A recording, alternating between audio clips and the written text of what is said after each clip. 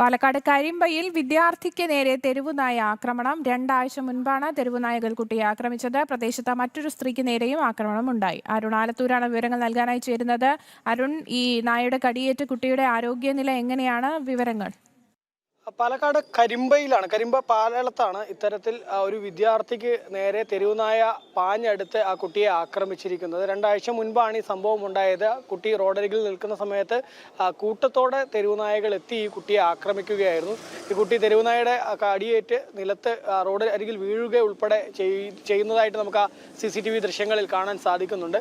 ഏതായാലും ഈ പ്രദേശത്ത് ഈ തെരുവുനായ ശല്യം വളരെ രൂക്ഷമാണ് എന്നുള്ളതാണ് നാട്ടുകാർ പറയുന്നത്. നേരത്തെ മറ്റൊരു സ്ത്രീക്കും പ്രദേശത്ത് തെരുവുനായയുടെ ആക്രമണത്തിൽ പരിക്കേറ്റിട്ടുണ്ട്. നിലവിൽ ഈ തെരുവുനായ ആക്രമണത്തിൽ പരിക്കേറ്റ കുട്ടി ചികിത്സ പൂർത്തിയായി. വലിയ പരിക്കുകൾ ഉണ്ടായെങ്കിൽ പോലും ഇപ്പോൾ ആശുപത്രിയിൽ ചികിത്സയൊക്കെ തേടുകയും മറ്റുമൊക്കെ ചെയ്തിട്ടുണ്ട്.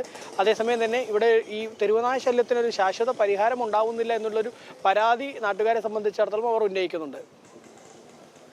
വ്യക്തമാണ്. പാലക്കാട് കരിമ്പയിൽ വിദ്യാർത്ഥിക്ക് നേരെ തെരുവുനായയുടെ ആക്രമണം ഉണ്ടായിരിക്കുകയാണ്. അരുൺ ആലത്തൂരാണ് കൂടുതൽ വിവരങ്ങൾ നൽകിയത്.